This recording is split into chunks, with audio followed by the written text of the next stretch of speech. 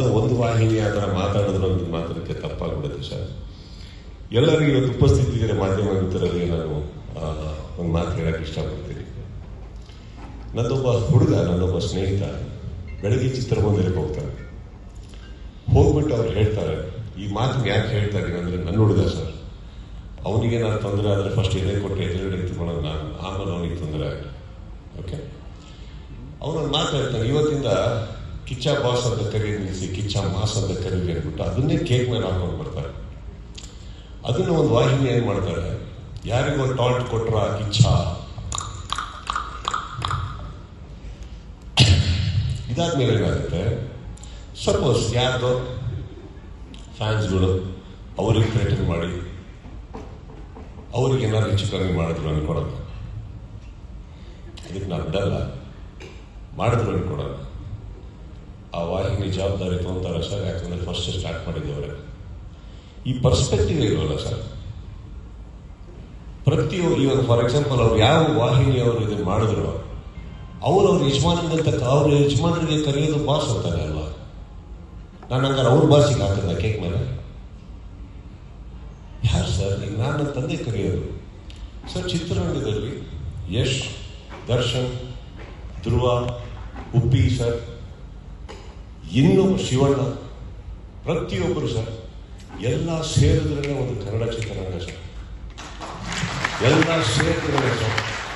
ಇದೇ ನಾನು ಕುತ್ಕೊಂಡು ಮಾತಾಡ್ಬೇಕಾದ್ರೆ ಹೇಳಿದ್ದೆ, ಇದೇ ದರ್ಶನ್ ಅವರ ಫ್ಯಾನ್ಸ್ ಬಗ್ಗೆ ಬಂದಾಗ ನಾನೇ ಹೇಳಿದ್ದೆ, ಫ್ಯಾನ್ಸಿಗೆ ಬೈಯಕ್ಕೆ ಹೋಗ್ಬೇಡಿ, ಅವ್ರಿಗೆ ಗೊತ್ತಾಗ್ತಾ ಇಲ್ಲ ಏನು ಮಾಡಬೇಕು ಅಂತ, ನೋವಲ್ಲಿದ್ದಾರೆ ಅವರು ಅಂತ.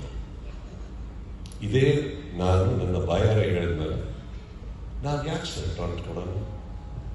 ನಾವೆಲ್ಲ ಬಹಳ ಚಿಕ್ಕವರು ಸರ್.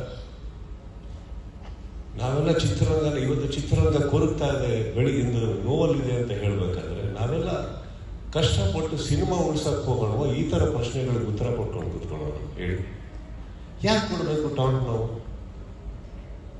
ಏನು ಸಿಗುತ್ತೆ ಇದ್ರೆ ನಮಗೆ? ನಾವೆಲ್ಲ ಏನು ಛತ್ರಪತಿಗಳ, ನಾವು ಚಕ್ರವರ್ತಿಗಳ ಸರ್? ವಯಸ್ಸಾಗಿ ನಾವು ಹೋಗೋರೆ ಒಂದಿನ.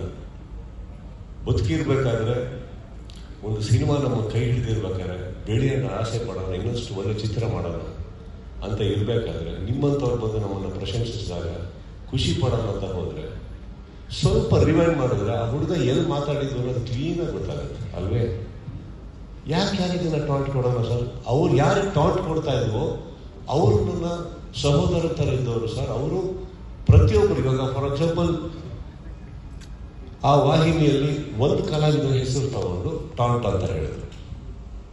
ಯಾಕೆ ಸರ್? ಈಗ ಯಶ್ಗೆ ಯಶ್ ಬಾಸ್ ಅಂತ ಕರೆಯಲ್ವಾ, ಧ್ರುವಂಗೆ ಧ್ರುವ ಬಾಸ್ ಅಂತ ಕರೆಯಲ್ವಾ, ಶಿವಣ್ಣ ಬಾಸ್ ಅಂತ ಅಲ್ಲಲ್ವಾ? ಎಲ್ಲರಿಗೂ ಅವರವ್ರ ಫ್ಯಾನ್ಸ್ಗಳು ಹಾಗೆ ಕರೀತಾರೆ. ಉಪ್ಪಿ ಬಾಸ್ ಅಲ್ಲಲ್ವಾ? ಹೇಳಿ, ವೈ? ನನಗೂ ದರ್ಶನ್ಗೂ ಏನಿಲ್ಲ ಸರ್. ಬಹಳ ಕಷ್ಟಪಟ್ಟು ಅವರು ಮೇಲೆ ಬಂದಿದ್ದಾರೆ, ಕಷ್ಟಪಟ್ಟು ಪ್ರತಿ ಕಲಾವಿದರು ಬಂದಿದ್ದಾರೆ. ಚಿತ್ರರಂಗ, ಕನ್ನಡ ಚಿತ್ರರಂಗ ಇವತ್ತು ತುಂಬ ತುಂಬ ತುಂಬ ನೋವಲ್ಲಿದೆ. ಅದು ಬೆಳಿಬೇಕು ಅಂದರೆ ಇದು ಬೇಡ. ಇಂಡಸ್ಟ್ರಿಯಲ್ಲಿ ನಮ್ಮಲ್ಲಿ ಇಲ್ಲ ಸರ್ ಇದು ಆ್ಯಕ್ಚುಲಿ.